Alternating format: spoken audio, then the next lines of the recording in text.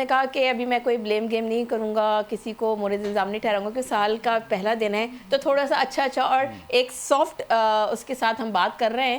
تو لیکن سراف سرکی صاحب، اسٹاک مارکیٹ کی ہم بات کر رہے ہیں، اسٹاک مارکیٹ میں وہ نئی بلندیوں کو چھو رہا ہے.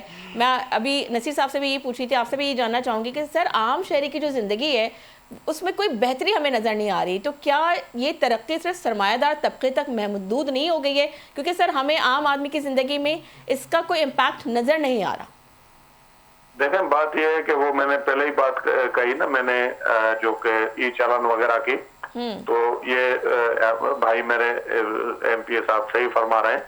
اس سلسلے میں جو ہم نے ایک کمیٹی بنائی ہے سندھ اسمبلی کے ممبران کی، تو اس کو ریویو کرے گی.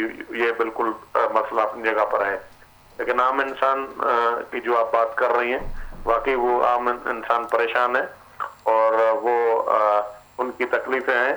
اور ان میں آپ کو پتا ہے کہ جو بھی یہ معاملات ہوتے ہیں، پالیسی ہوتی ہے، وہ فیڈرل گورنمنٹ سے زیادہ وہ پرٹینڈ کرتی ہیں. باقی یہ پیٹرول وغیرہ، یہ جتنی مصنوعات ہیں، گیس ہے، بجلی ہے، یہ ساری فیڈرل گورنمنٹ میں ہم بھی بیٹھے ہوئے ہیں. ہم بھی یہ اس کو اپنے بری الزما اپنے آپ کو نہیں سمجھتے ہیں. ایم کیو ایم بھی اس میں بیٹھی ہوئی ہے. تو فیڈرل گورنمنٹ کو ان چیزوں پہ کنٹرول کرنا چاہیے اور فیڈرل گورنمنٹ کو کہنا چاہیے. ہم تو کہتے رہتے ہیں، آپ کو پتا ہے، کوشش کرتے رہتے ہیں، اور ایم کیو ایم کو بھی کرنی چاہیے. باقی جو اصل حقیقت یہ ہے کہ واقعی جو حالات ہیں وہ عام آدمی کے جو ہے نا، وہ بڑے عام آدمی تکلیف میں ہر عام آدمی سرکی صاحب، آپ کو بھی پتا ہے، ایم کیو ایم کو بھی پتا ہے، جماعت اسلامی کو بھی پتا ہے، اور ہمیں بھی پتا ہے.